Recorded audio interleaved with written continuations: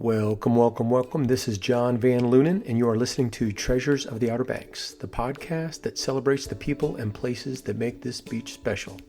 This is episode 041 with Scott Dawson, the author of the book The Lost Colony and Hatteras Island.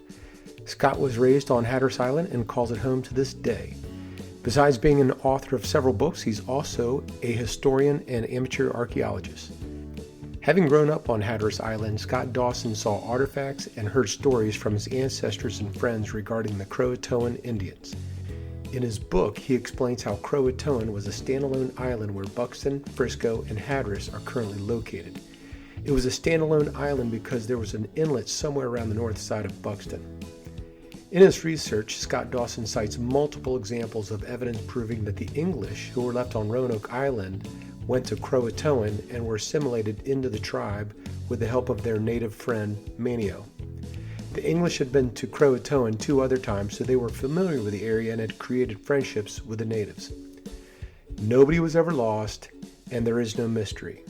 Besides the written evidence, the Croatoan Archaeology Society has performed several successful digs on Hatteras Island, giving them physical proof that the colonists were here. Scott Dawson will explain more. Let's get started. It is therefore important that a more unbiased and scientifically based account is presented to show that the first English to have settled in North America survived among Native Americans and that their descendants may still be living unidentified today. That's actually the foreword from the book The Lost Colony and Hatteras Island by Scott Dawson. And that foreword is written by Professor Mark Horton, who I believe was a pretty big part of helping you do your research here on the Outer Banks. Mark Horton is the lead archaeologist. There's obviously more than one archaeologist on these digs. We have a big team of scientists that come in, but he is the head man. He's the one that's in charge of everything. And so he's been coming to Hatteras Island since 2009 and excavating with us. And without him, we probably wouldn't have been able to do it at all. You see, I am more of a historian, and I had been trying to get professionals to come to Hatteras Island to dig because if I did it, it wouldn't count. Right. You need somebody that has a PhD and has all the credentials and knows what they're doing. I watched as houses are being built and these swimming pools going in and whatnot. They're just crushing this beautiful archaeology, and you're seeing thousands of pieces of Native American pottery and pipe bowls. There were suits of armor, and I just thought, what a colossal waste. Right. So getting Mark and those guys to come here was half of the of what needed to be done, is to get professionals here. Then you had to get permission from the property owners, and then you got to go do it and dig it up. And we did that and ended up finding better finds than anybody could have possibly anticipated. It's amazing. Even though the historical records are crystal clear that Hatteras Island is Croatoan, they give the latitude and everything, it's on the maps.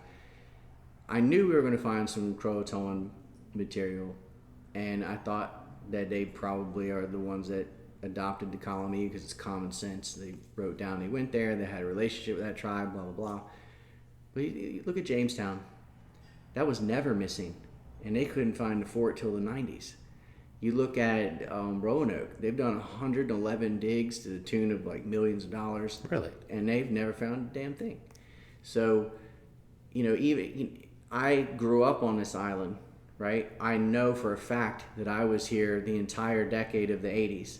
I challenge you to dig a hole and find a Sony Walkman that proves that. Knowing something and being able to prove it are two different things, but we're actually able to do both because we landed bang right on top of the village, and it was full of Elizabethan material at the bottom, and it couldn't be better than what we got.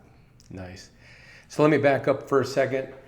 So the premise of the book is basically The Lost Colony is the name of a play that was turned into a lie.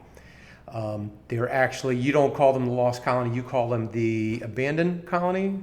Well, that's more accurate. See, the Lost Colony, that term was invented in the 1930s. That's a fairy tale that Paul Green made up. It's just a play. And they made it very mysterious, and they have this spooky ending of the colony vanished because that made these ticket sales better. Sure. But it's not real. It's just like Disney's Pocahontas, right? In real life, she was 9 or 10 years old and kidnapped, and there's a whole story. But Disney decided to make her fall in love with the English and be some consenting adult that looks like a supermodel, because that sells more tickets, right? There's a difference between theater and science and history. And unfortunately, the lost colony mythology is so intriguing that it's been used by the History Channel and the American Horror Story and all these other different media outlets. They just pump the same myth because it makes money. And when a myth makes money, it's hard to kill. You look at Blackbeard or Billy the Kid or King Arthur, or any time fiction touches history, fiction wins. It always has a louder voice, and in this case, it's leaked into school. And that's the problem that I have, is that kids are learning in school that the very word Croatoan is some cryptic message carved on a tree by the colony and that no one knows what it means. And that's a lie, and it's a hurtful lie, because you just erased the Croatoan people from history completely. If you tell kids that, it's no different than if you said they wrote down Cherokee, but we're not sure if that's a body of water or what. We've never heard of them. That's what they tell kids in school. Even though there's thousands of pages of documents talking about the Croatoan people. You had Croatoan Indians on the ship with the colony coming back from their second trip to England. You had the English live on the island of Croatoan for 3 years before the lost colony came over. And then there's that whole death of George Howe, who was one of the lost colonists, and he was murdered. Shot 16 times with arrows, had his brains beaten out. What's significant about that is when he was killed, what did the English do? They sent 20 Englishmen to Croatoan with Manteo, who is Croatoan and was on the ship with them, spoke English, blah, blah, blah. And they come to this island, Croatoan, and they beg for help. So our man George Howe was murdered. We're pretty sure it was the Croatoan Indians who did it. And the Croatoan confirmed that it was. The Croatoan had killed some soldiers the year before. And the reason the Croatoan hated the English so bad is because the English had murdered their chief and burned down a village. So there's this whole backstory that you don't get at all. With the Lost Colony mythology, they start the story in the middle like Star Wars, and you never get the beginning. If you know the real story, Croatoan is not some mystery word. That's a tribe that the English have been living with for years. And together, the English and the Croatoan fought another tribe and murdered their chief and burned down the village of Augustocock and kidnapped children and all this stuff. So when the colony comes in, they are inheriting these problems. They, the colonists themselves didn't do anything. So George Howe's death is very sad because he didn't do it, right? The soldiers from the year before hadn't done anything, and they got attacked. So when the colony asked the Croatoan for help, not only do they agree to do it and throw a feast and music and host the English, they travel to the mainland with warriors, and they sack a village called Dawson, which today is Mans Harbor. You can see it from Roanoke Island, and that's where all the raids were coming from. So the Croatoan went over there and smashed them, stole all their corn, took over their houses, took over the whole village. And the English saw them doing this. And they said, we just wanted you to talk to them and try to, see if you could negotiate some kind of peace. But, I mean, this works too. It's kind of like getting a field goal, right? So they took it. And when the governor left, he told them to write down where they were going, and they did. And he came back and saw that. He wasn't confused by it at all.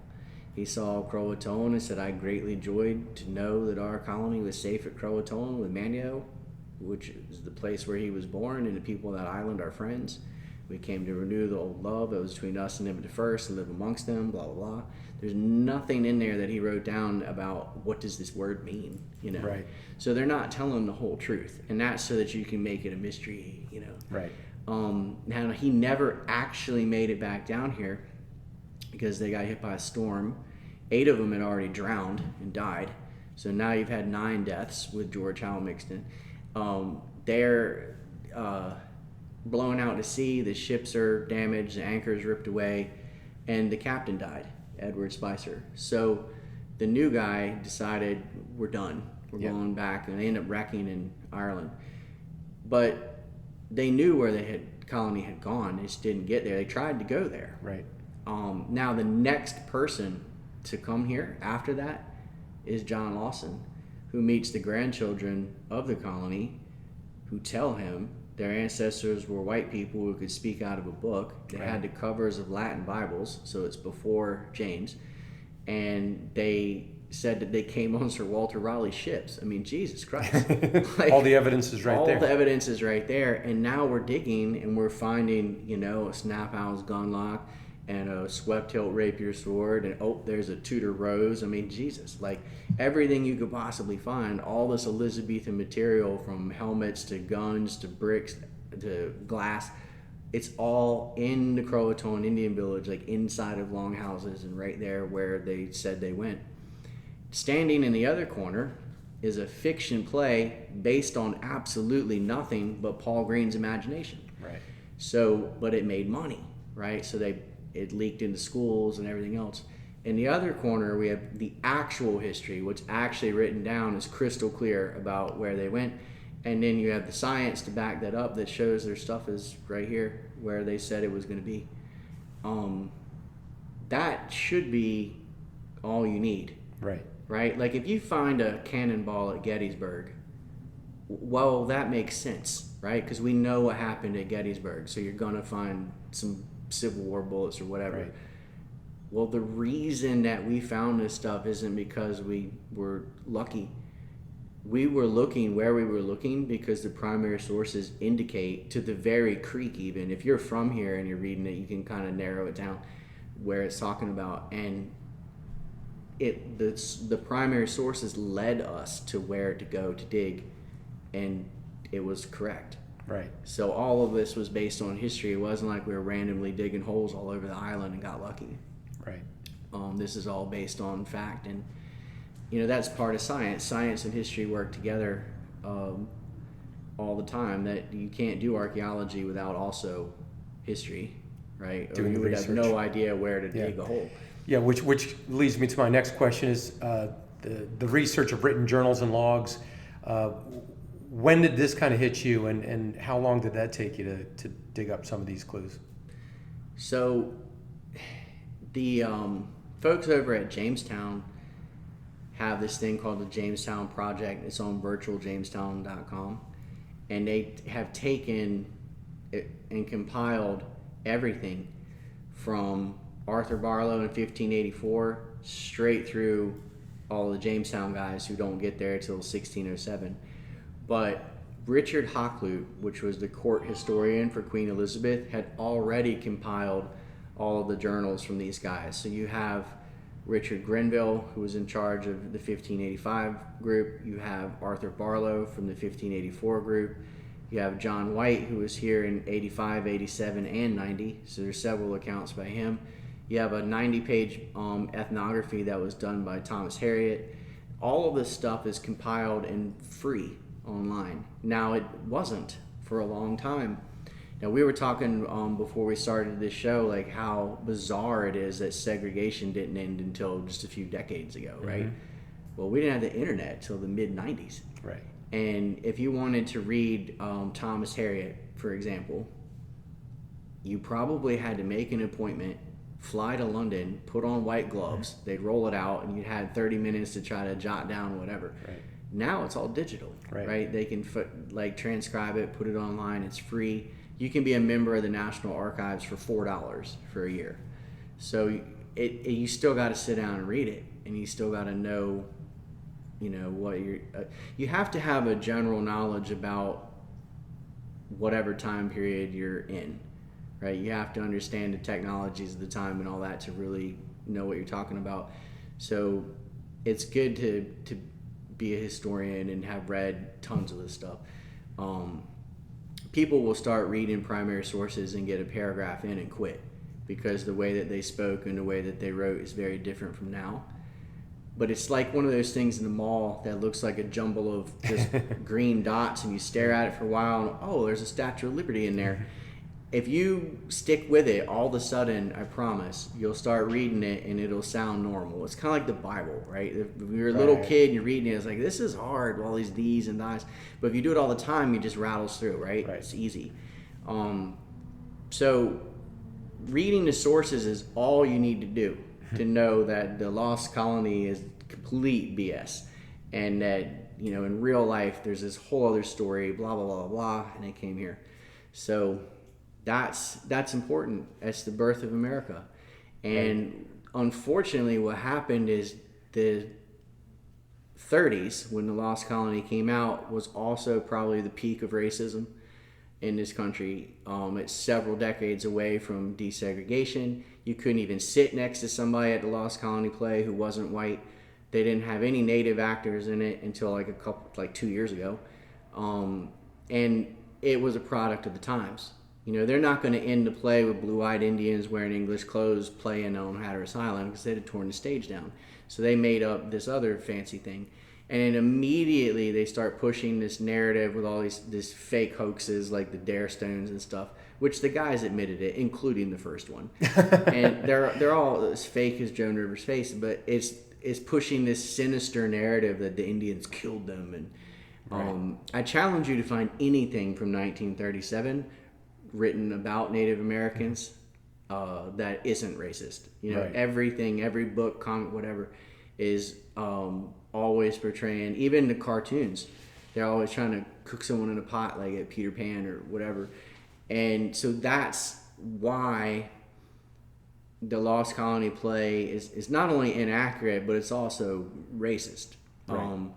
And the reason they're okay with, oh, well, yes, we're erasing the Croatoan people from history completely, but who cares? This is a better story. It's like, well, sure, if all you care about is making money, right? But what about the Croatoan people? Don't they matter? They showed nothing but love and charity. The only thing left to steal from them is their past. The land's gone. The people are basically been breeded out. And you're now going to steal the history as well. That's just too much, man. Like, they deserve more respect than that, and they should be remembered for who they were and the role that they played in American history instead of being ignored just so some folks on Roanoke Island can make some money. Right. So you obviously were able to do a lot of research. You found in writing what they were doing and where they were going. You have an excellent idea. At the same time, you grew up here and you start seeing artifacts in people's houses, right? I mean, people just finding stuff. You're probably finding a few things. Yeah, so my grandmother was raised by her grandmother because it was during the Depression and her mom was working, and they all lived a mile apart, so she saw them a lot, but she was mostly raised by her grandmother, who was Croatoan. Wow. So I know a lot of the language, I know a lot of the culture, I know a lot of the history, and they always maintained that this is what happened. And my great-grandmother, too, would always tell me, don't listen to that mess up in Manteo, that's all lies, and let me show you something. And I was like, okay, all right, But yeah, they used to make bluefish stew, and they would use every part of the fish and all that stuff, the pound netting. There's a lot of things on this island that linger from the tribe that people don't realize that's where it came from. Nice. But so we always knew about them. There were still Croatoan people walking around here during World War One. Really? Not many, but you had a land grant to the Hatteras tribe. It's not like the tribe disappeared in 1587. The tribe disappeared in 1937 when they pretended they didn't exist anymore. Mm-hmm. But they're always, on this island, people were always quite irritated about that play because it erased them from history. Right. The first place the English landed in the New World ever was Buxton. And if you asked 100 Americans, most of them would say Plymouth, which is not even, that's 40 years later. Right. Or Jamestown or Roanoke, they're all wrong. Yeah, it was here. I'm jumping around a little bit. So I finished reading the book yesterday, and so some of this stuff was pretty fresh in my mind, and I started writing down a bunch of stuff. And it got me thinking, is that, Was Roanoke Island considered a failure because the colony just didn't take, and maybe, are the Pilgrims celebrated and recognized because they were considered successful? Could that be a theory? Well, Jamestown is still before the Pilgrims. The Pilgrims celebrate themselves because people in Massachusetts think Adam and Eve arrived on the Mayflower. They just only care about themselves, basically. They ignored Jamestown forever. It wasn't until that silly Pocahontas movie that they started teaching about Jamestown in school outside of the state of Virginia. They just said, well, this is up here. And in Jamestown was like, hey, we're 20 years before, and they're right. Well, this is 23 years before Jamestown. Yeah. And what they say is, well, that colony wasn't permanent. But what they actually mean is that it wasn't permanently white. Because it's permanent. They didn't go home. They stayed here, and they had blue-eyed native children. So that's permanent. Yeah. It's just not permanently white. And you touch upon that in the book, is that because they were assimilated into the tribe, that the common feeling at the time was that they were no longer civilized white people, and so they shouldn't be recognized as anything like that. That's exactly what happened. I mean, is what happened. You can see it. So, they just swept it under the rug and didn't champion that too hard. There was a lot of people in Jamestown that went and married natives too, and they're finding that as they're doing archaeology up there. It makes sense. I mean, if you colonize China, you'd have a lot of people marrying Chinese people. It's just wherever you go.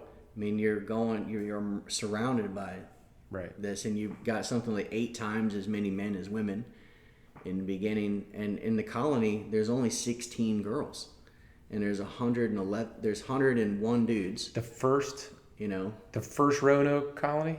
That's the thing I have a problem too. There's no such thing as a Roanoke colony or Roanoke voyages. They never intended to go to Roanoke at all. Right. So the first voyage is all men. And they're not trying to put a colony here. It's just a military expedition. That's 1584? 84. And they came as a recon mission to find a place to loot Spanish ships. Right. You can't even see the ocean from Roanoke Island. Right. They spent the entire time on Hatteras. Right. And this is where they met Manteo and Wanchese. All that took place on Hatteras Island. And Roanoke just stole it and acted like it happened there. Yeah, that is funny. And tell us why Croatoan was such a perfect place for looting. Hatteras Island, Croatoan, it sticks out into the Gulf Stream, and it's perfect because the Spanish who were in Florida and the Caribbean, they followed the Gulf Stream to get home. So they're looting these ships where they can actually see them, right? And later, the second voyage is still all men, still comes to Hatteras, and that one, after 5 months, a portion of them went to Roanoke Island for a couple of months. And then the group living on Hatteras spotted Francis Drake, flagged him down with smoke, and they all left with him and went back to England. Never was everybody consolidated on Roanoke. Right. So if you're doing it like a time of possession, like football, Hatteras is crushing Roanoke Island. The third group did go to Roanoke Island, and that was 15 men that got killed in a day, right? Because they're paying for what the second group had irritated everybody on the mainland. Right. The fourth group, which is the Lost Colony, they only were stopping by Roanoke to pick up the 15 men who'd been left there before.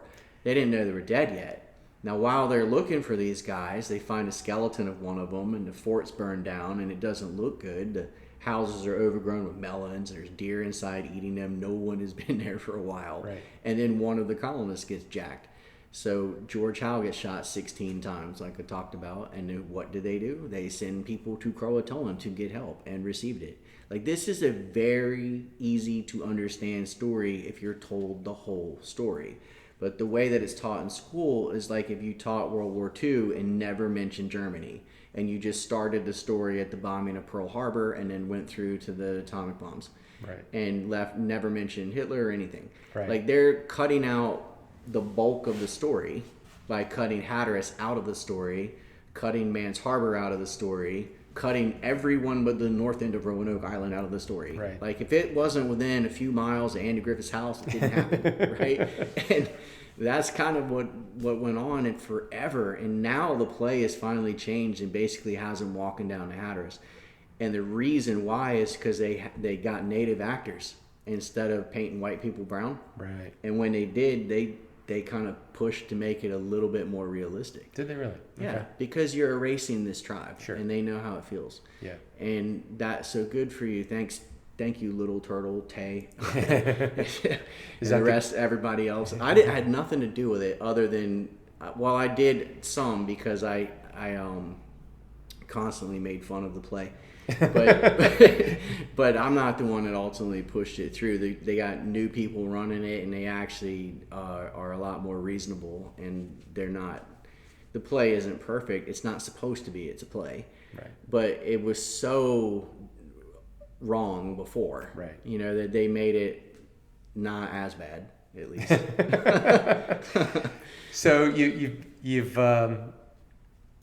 kind of figured out, you know, who went where, when they went, where they went, and you have it down pretty narrowed down. You find an archaeologist with a PhD to come help you out a little bit, and you guys start hitting gold almost right away. And kind of fast forwarding a little bit, you start finding these striations, and you can date these eras of layers, correct? Right. So we're dating everything stratigraphically, which is how archaeology is done. And on Hatteras Island, we're very, very lucky because this doesn't happen normally. But here, the layers are as easy as it could possibly be, because it goes from gold colored windblown sand to black. I mean, it's a very clear layer, and the artifacts that we're finding, you've got, it's about what you're not finding sometimes. So right. we get all this, we got 3 coin weights, right? Which is this thing that you put up against a gold coin, and if it weighed the same, great. And if not, then they had cheated you and snipped some off, right? Okay. 3 different ones, 3 different styles, 1 square, 1 oval, 1 round, all from 1644. And they're all like 50 feet apart. Well, if you get 3 different kinds, they're all 1644. There's a good chance somebody was there that year, right? But if you find something from 1650 and it's exactly the same layer, like standing next to it, then it didn't get there in 44. It got there in the 50s. Right. And they just had something that was 6 years old on them. Right. Right? So you go by whatever the most recent thing is in a layer. The layer that we're getting the Nuremberg token and some of these key artifacts is 1580s. There's nothing in there newer than that. Right? So this is them. Yeah. Now there are a few. By the way, 1587 is the magic number we're looking for. That's it, and that's what we're getting. There are some artifacts like the signet ring and all that have a typology of being 16th century, but they're found in a layer from 1620s or so. Mm-hmm. Well, that makes sense. It's not like they got here in 1587 and just poof died in a day. Yeah, and dropped all their stuff. They're going to live for a couple of decades, and as they do, you're getting whatever coming in. So some of the guns and the more valuable objects are passed on, even if it's a half-white person using it or whatever. Yeah. It's still from the colony, and it doesn't get discarded until they start having another source for guns, right? So the gun parts, the guns that we find, the gun locks, the mechanism, they always have parts from other guns in them, where they're using these things to the nth degree. Right. We have glass arrowheads, right? We've got the metal hoop that went around a wooden barrel. They're twisted into drills and things, and this is evidence of metallurgy. This is somebody working on a blacksmithing that you can't, unless you're Superman, you can't twist steel like that. Right. The hinges from wooden chest and doors are all been modified. So all of the iron is being used to the nth degree. Yeah, and people were very resourceful. You just couldn't replace anything easily. So especially here, there is no iron. No one ever came back. Now they didn't know that no one was coming back, but eventually they figured that out the hard way. Yeah. And they start. It shows a story of desperation, but it also shows that they lived long enough to be desperate. Right. That they lived long enough that every hatchet and saw that they brought was dull and used to nothing. So they start taking the other iron to make more out of it. Right. And we know that it is not the Croatoan that did this because they don't know how to blacksmith, right? Good point. So I guess they could have learned, but even that's evidence of a colonist living there because it takes a couple of years to apprentice and learn how to do some of what we're seeing. Right. And there was a metallurgist that he probably wound up here and probably started teaching him and helping him. Well, exactly. Yeah. We've got the fire bar, we've got smelted copper, we know all of that. And he probably would have been the most useful colonist here because they're already masters at fishing and hunting here. Right. They don't need anybody to help them farm. We're talking about Indians, okay? Right. So they know far more about this island and how to grow everything and every root and every edible plant on the island. But what they needed was wasador, metal. And in the beginning, that's what they're trading for, to get. That's the only thing the English had that they wanted, was metal tools. They didn't really, I guess wool blankets a little bit, they did like later. And unfortunately, alcohol becomes a huge problem later. Seems like mostly brandy from what we're finding. Yeah, and I actually highlighted that section. Around 1650, I guess there was a layer of 1650. You find guns, ammo, and other signs of assimilation, and brandy bottles. Yeah. And so, is that just the next wave of English people or other Europeans? You don't have any other than the colony. You don't have any Europeans living here until about 1715. So when John Dawson came 1701, there were no white people here. You had blue-eyed Indians. You had the tale of white ancestors who came on Raleigh ship, but it was a native society. The stuff that we're getting in the 1650s is trade. So you've got Indians that trade with Indians, that trade with Indians, that trade with Jamestown, right? Okay. So it's coming down the pipe. So you're not finding like housewares. You're finding lead shot. You're finding brandy bottles. You're finding trade goods, trade beads, that kind of thing. By the 1700s, you're finding houses, you're finding daub, you're finding, fireplaces where white people are living here, right? Mm-hmm. Well, in the 1500s, we're finding that too, but not 16, right? So the 1500s, we found a forge, we found some big square beam, because that's the colony. And then there's no one else for over 100 years that is of European descent. Mm. But there is some of their stuff is wiggling down here, right? Just as you find this all over the world. Columbus was in the Bahamas, and then later Haiti, but some of the stuff from him ends up in Florida. Is that right? Because it's natives trading with other natives, and that stuff moves around over generations. Here on Hatteras Island, we're kind of so isolated that it just moves from Buxton to Frisco, Like it and that's it. It doesn't go. We might go to Hatteras Village. We have found some olive jar and some things at Hatteras Village as well. So you have 3 Croatoan villages. They take 30 people each, and maybe the one in Buxton takes 45 or something. Then you've got them all. Now, that doesn't mean that the colony fared well. I don't think they did. They're trying to die. These guys, they didn't bring the farmers and fishermen, and they brought these guys from London who get everything from a market, and they just thought they could trade copper. They didn't know they weren't going to be resupplied either. They didn't know they were stuck here. Yeah, what kind of sales pitch was that? Yeah, exactly. Spend 3 months on a boat. It'll be great.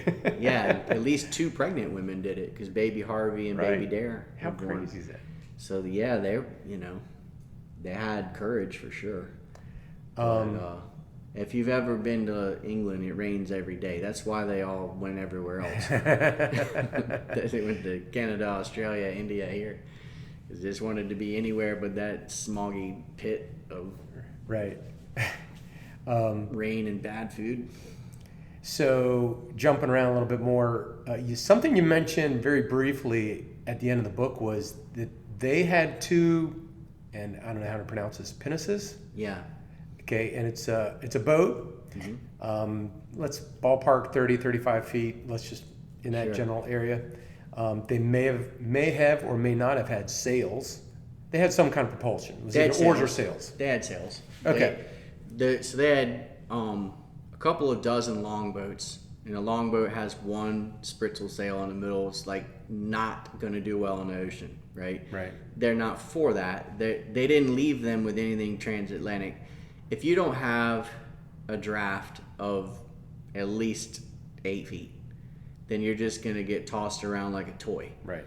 And you'd never make it across. I mean, it's possible, but it's stupid, right? Like you could drive a car with your knees. It doesn't make it a good idea. Right. But they left them 2 pinnaces as well, and they're about 40 feet long, 35 feet long, and that is perfect to sail around in the Sound because the draft is very shallow. If you had 8 feet of draft in the Sound, you wouldn't go anywhere. Right. Which is what they found out when they built the Elizabeth II. No ship ever went to Roanoke because the only thing that ever went up there was a rowboat, right? Because it was like a foot deep. And they had to dredge a channel to get it out. Right. It's like, well, that's story. what you Very get funny. for having fake history because that ship was never here. You know, only thing that came here were people on rowboats from Hatteras. Right. So I wonder, if I was out here and all I had was the natives and 2 pinnaces at my disposal, what would I do? And I think I would explore inland, or let the natives help me explore inland. Like, hey, you guys know where to go. Where should we go? Then you would get murdered because think about this. All right, you're one of the colonists. You're here on Roanoke Island, and you see that your man George Howe has 16 arrows in him and his brains bashed out. And you know that the smoke from the fire and the drums that you hear across the Sound right there at Mans Harbor are the guys who did it. You also know that further inland are the Mandawag, who showered Ralph Lane with arrows, and the Chowan, where Ralph Lane opened up on them with grape shot and kidnapped some of their kids. And then to the south of that, around Mattamuskeet, is a village that the English burned down, and everyone hates you. So, like, going inland is absolute suicide. Right. It's not just like you pull out a map of North Carolina and we're like, I would go here, there's more farmland. It's like that wasn't an option. Right. Because you would get murdered. This would be like a Jewish family during World War II leaving Poland by going to Germany. Except it's even dumber because you can't blend in. Right? That would have been instant suicide. No matter where they set up in the mainland, they were going to get smacked because the Mandawag hated them, the Sequoian hated them, everyone hated them. The only tribe that didn't want to kill them was the Croatoan. And I don't say this, they were killing them. Like, we have evidence of this. George Howe was brutally murdered. They didn't just shoot him, they shot him 16 times and then decorated the marsh with his brains. All right, the year before that, they shot a soldier through the mouth with an arrow and bashed another guy's head in with a club. So it's not like they can just go wherever they want. There's this historical context. For 3 years, the English were at war with the Sequoian. And for 5 years, the Croatoan were at war with the Sequoian because they were at war with them for 2 years before the English got here. Right. All right. You murdered their chief and cut his head off and put it on a pike. They also murdered another prominent guy, one of the councilmen named Ossicon, and cut his head off too. There's a lot of bad blood, and that's why they can't go inland. I mean, you can if you want to die. Right. That's why, like, it's not that Hatteras Island is a Garden of Eden where you can just pick fruit off or whatever. One, they don't know they're lost, right? And the guy who's in charge when John White leaves is a man named Edward Stafford. Edward Stafford had lived on Croatoan for 14 months already. So he was pretty comfortable. He was already comfortable here, and he got them all rescued by burning smoke when he spotted Drake coming. Mm-hmm. They're looking for any Dutch or English ship. They're allies of the Dutch at the time. And as far as they know, somebody will come by and they'll be rescued. Though that's not what happened, but as far as they know, that's all they got to do is come repeat what they've already done. Come here. 2, Manteo's from here, and he speaks English. 3, they just threw you a feast, welcomed you with loving arms, and then traveled to the mainland and beat up your enemies for you. This isn't hard. Yeah, like easy decision. This isn't a hard thing to understand. Right. And then the kicker is they didn't write Chesapeake on a tree or whatever. Right. If they had, then that would be different. But they didn't. All roads lead to Croatoan. Every single thing is the same.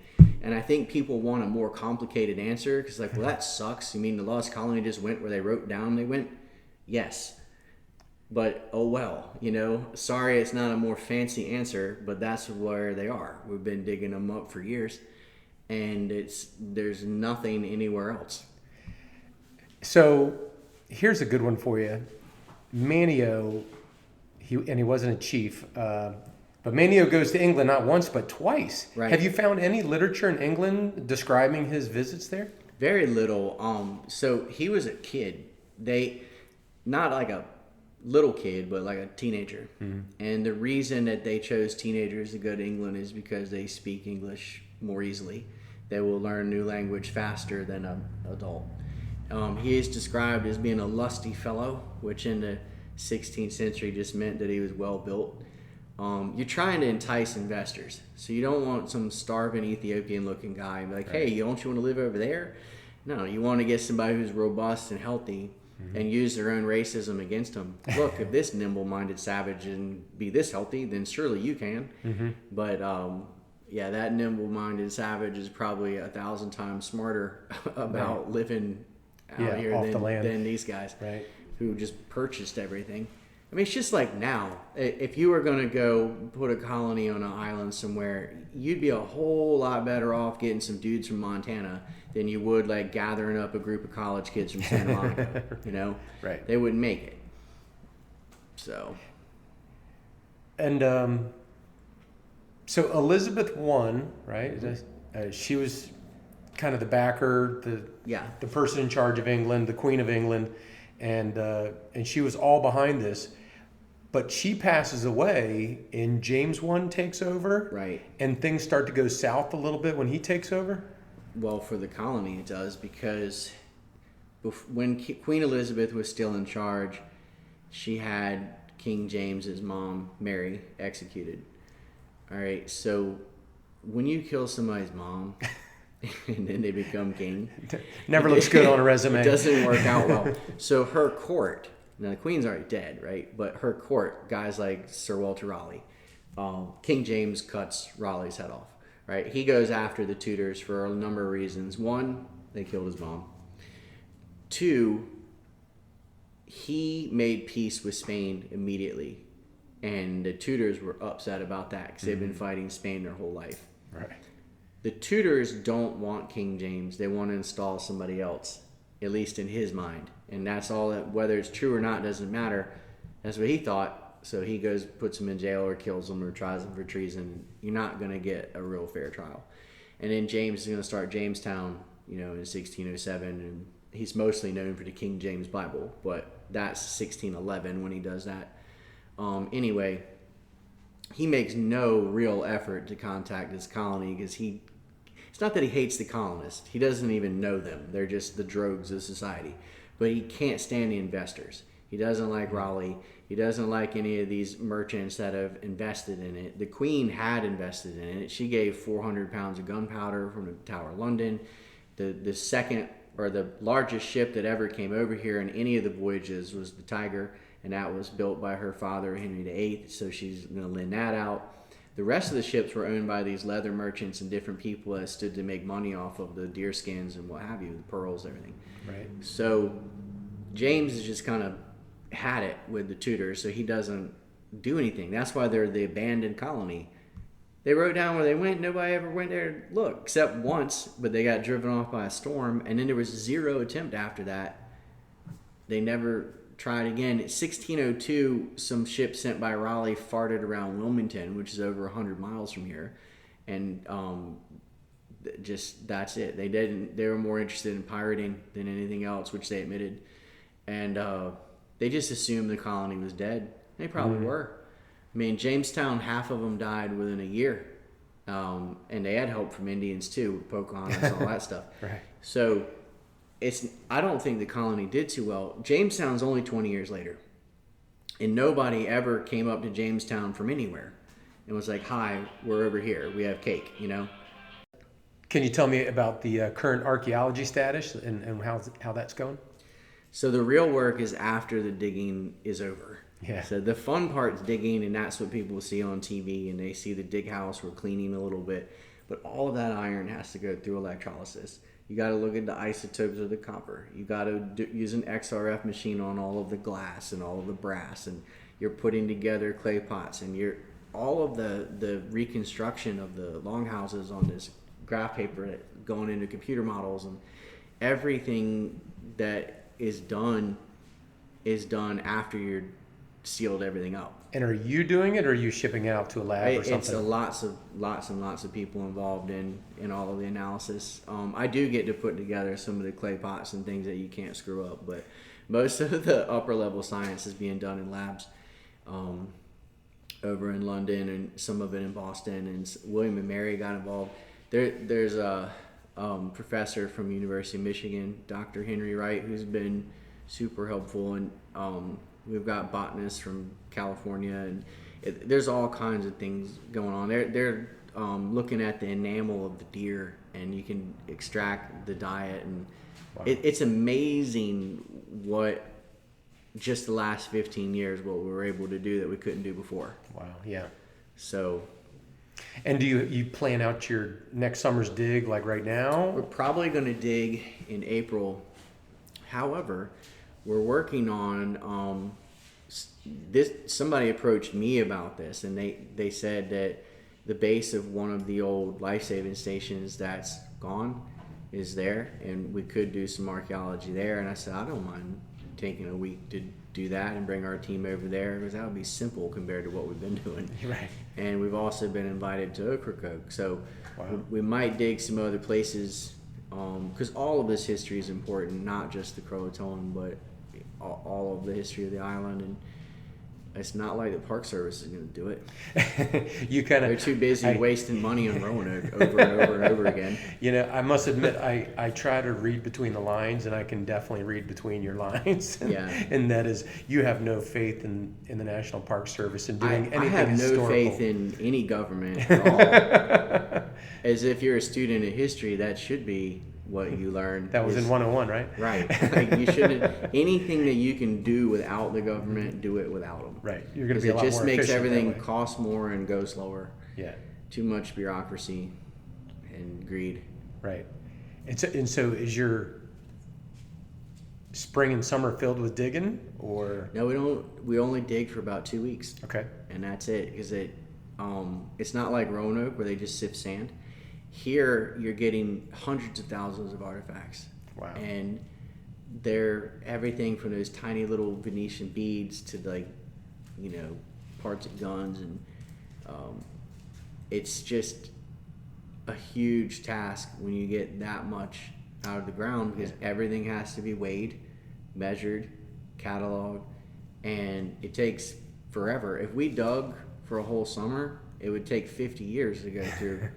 That's got to be exciting, though. I mean, it's a good problem. Nothing worse than dig and you find nothing. Yeah, we've never done that, so I don't know. But yeah, that would suck. I can't imagine doing a dig and finding nothing. That would be just gutting. Tell us real quick the story, and I heard the story before at the country club. You were doing a little demonstration with the Hatteras high school kids, oh my God. And you're just, this is just a sample pit. Yeah. This isn't gonna yield anything, and sure enough, you yield a bunch of stuff. It was the middle school act. So Hatteras is it's called the secondary school. It's grades 6 through 12. It used to be K through 12 when I was there, and we got the middle school kids and I think a couple of ninth graders out of the high school. And we went back to dig a little bathtub-sized hole. Where's this? Behind the school. Okay. Just right behind the school. Right. And we're like, well, let's go somewhere that's undisturbed, that doesn't have a soccer field. Like, we'll go somewhere near some trees that looks like an undisturbed spot.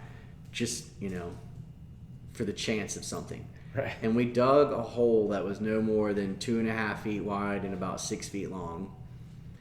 And they found 13 pieces of pottery that all fit together and made this giant bowl, and then 2 spearheads from like 500 BC. And that's bizarre. So then we had to take them into the art room and show them how to put it together. And they've got it in a case. If you go to the school, the principal has it in their office. So, they were like, wow, another one. And we're like, you've got to be kidding me. They own the world. I love it. So they have now found more than Roanoke Island. Bathtub-sized hole behind the school. Give those kids a PhD. Somebody in that grade is probably going to grow up and be an archaeologist. Totally. Spark their mind. You had all that excitement? Heck yeah. Yeah. And the name of the show is Treasures of the Outer Banks for multiple reasons. One is I think people like you are treasures, but also I like finding stuff, you know, and what better way to just talk to a guy who's, part of his job is just finding stuff is so cool. Yeah, it is really fun, man. I mean, sometimes you don't know what you have until later. Right. You're not real sure what it is, or you think it's this, and then you got to wait for analysis to confirm what it is or what it isn't. And I mean, it's so exciting because you don't know what it's going to be. Yeah. But you can come in here and see years worth of digging. We have all of the best stuff. Go ahead and tell us. We're sitting in your museum. Tell us where we're at. We're at milepost 61 in Buxton, right next to Fatty's. And when you come into Buxton from the north, it's the first thing on the right. So inside here we have artifacts from the Croatoan tribe and from the colony that they adopted. But it runs through all the way to airplane wings with bullet holes in them from World War II. We've got Civil War stuff. We've got all the different ages. Obviously, the focus is on the Croatoan people, and that's what the bulk of the artifacts are, because they're not here anymore. It's important to get as much as we can out of the ground and analyze before it's under some pink Easter egg colored house, you know? Right. The people that are coming down now and building these 20 bedroom whatever, they don't care. Right. So, Two things. One, does the word Croatan drive you crazy? Yeah. So 100% of the time it's spelled Croatoan. It actually comes from the Algonquin word Croatoan, which means council town.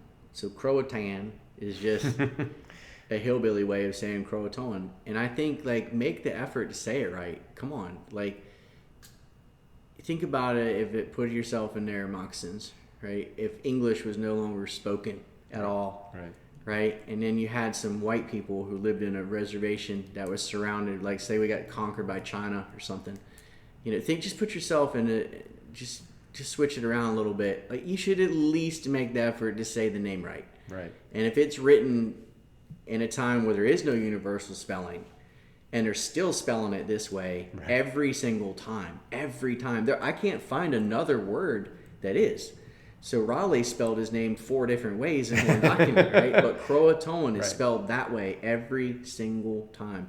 It doesn't matter if it's John White, Grenville, Harriet, whoever's talking about it. When do you think it switched over? It switched the same way. I was asked this by the Virginian pilot. Yeah. I said, how many people call your paper Virginia Pilot?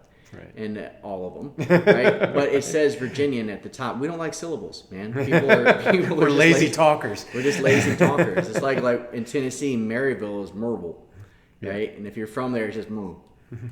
People just don't like to open their mouth.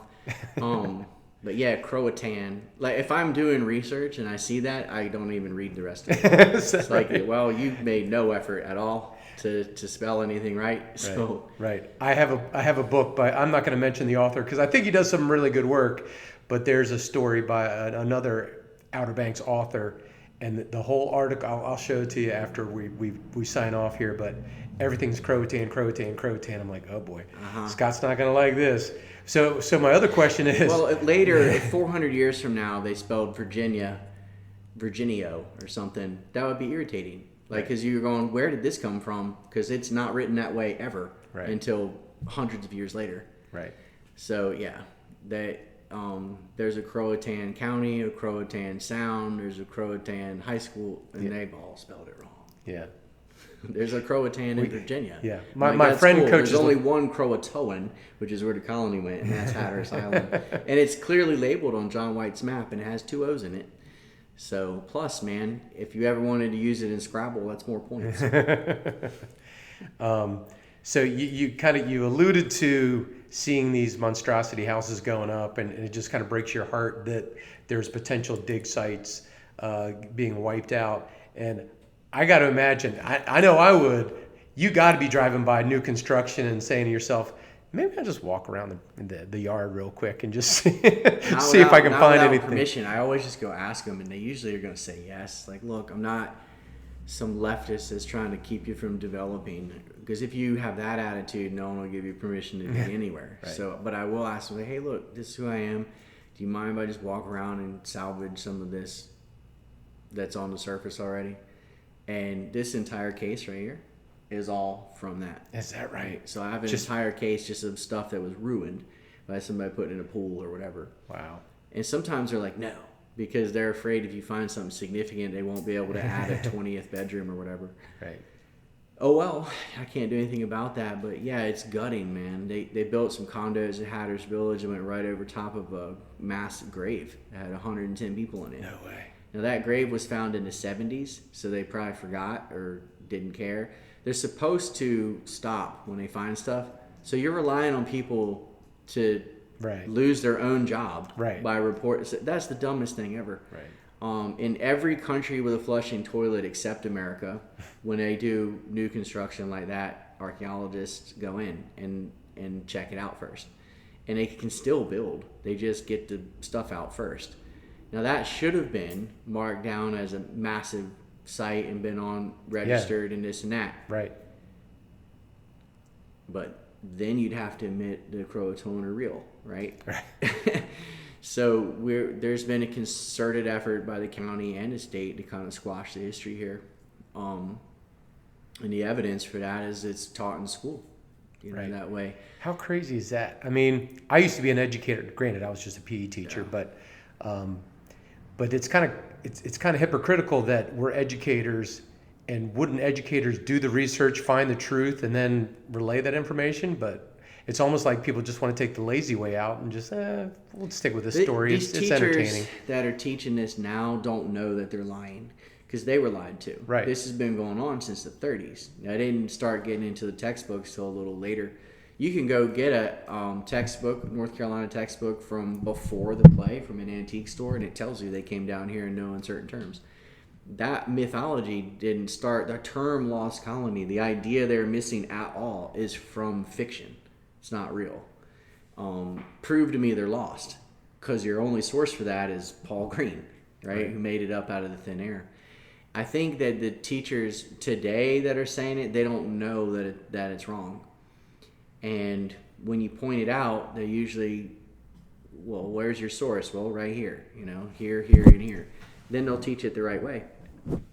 But how do you reach all of them at once? I don't know if that's the Board of Education or what, but every county is different. Wake County right now teaches it correctly.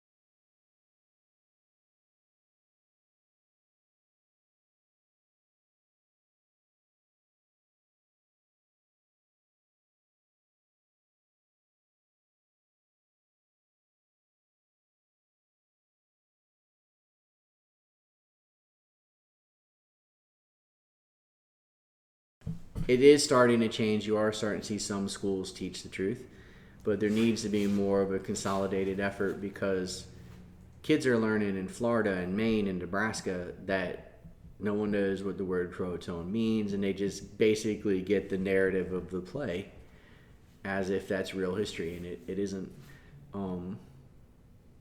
This is not unique. In Colorado, they learn about the Sand Creek battle instead of massacre, right? Really? Right, yeah. Now, maybe not on the reservations, they're not learning that, but right. Everybody else is. So that's a constant battle trying to. It's not like getting the lost colony wrong is the only thing that they got wrong in school. Like, you'd be here all day, but we're trying to fix this one chunk, right. And I think that's worth doing. Right. So how can people help? I hate to say it, but money right. is the biggest problem. We got more than enough volunteers. It's because everybody who wouldn't want to dig, right? And find stuff. Yeah. Exactly. It's amazing. But what we need are glass cases that are vacuum sealed and that we can put these iron artifacts in so they don't oxidize, so that people can enjoy and see this for decades to come instead of, just my lifetime. And Cas Hatteras, C-A-S Hatteras.com, that's a webpage with a donation button. It's a tax write-off. It's a 501c3. You're either going to CAS stands for? Croatoan Archaeological Society, and it's better to give to us and have your money go to something that is cool than to give it to government to waste on whatever. Right. So if you need a tax write-off, there it is. Right. That's the perfect one, and every penny goes to digging, goes to cases, goes to displays, goes to further the story and help tell the truth. And that's all we're doing, is just trying to tell the truth and offend as many people as possible. I love it. Any new projects coming up? Any new books or anything? No new books. There is a book I wrote about a year ago called Red Rodanthe that's being made into a movie.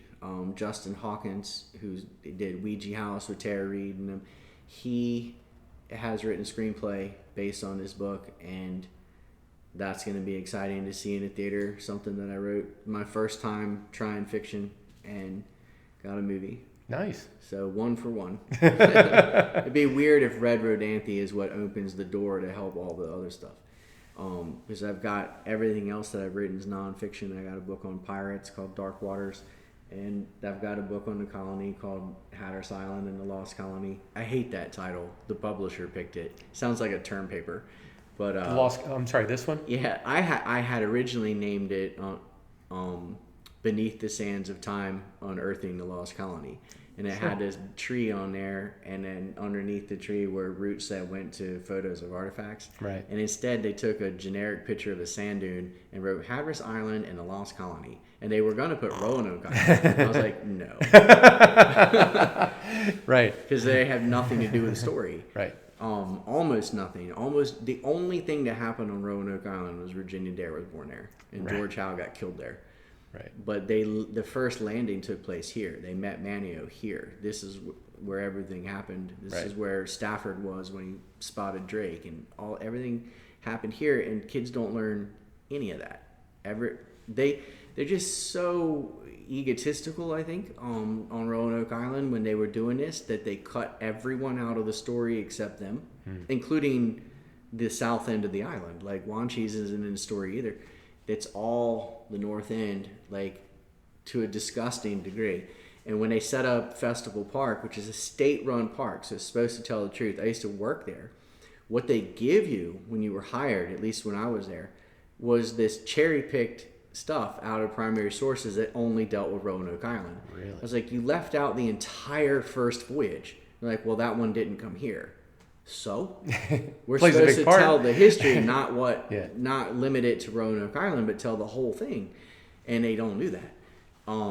So they interpret only 1585, but only 5 months after being here when some people went to Roanoke.